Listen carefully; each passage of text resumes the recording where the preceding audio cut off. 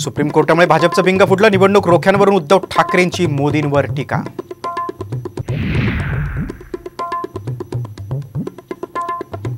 साताऱ्यातून उदयनराजेंना अखेर उमेदवारी जाहीर। नाशिकची जागा कुणाला जाणार याकडे लक्ष।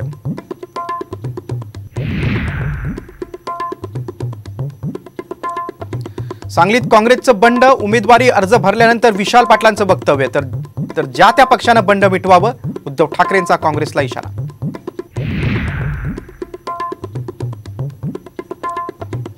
कोल्हापुरात छत्रपती शाहू महाराजांनी भरला उमेदवारी अर्ज। शहरात जोरदार शाही शक्ती प्रदर्शन।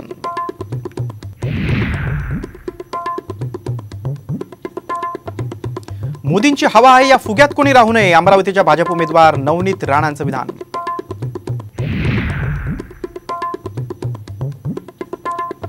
सलमानच्या घरावरील गोळीबार प्रकरणातील आरोपींना 10 दिवसांची पोलीस कोठडी। भुजमधून अटक केलेल्या आरोपींना मुंबईत आणलं।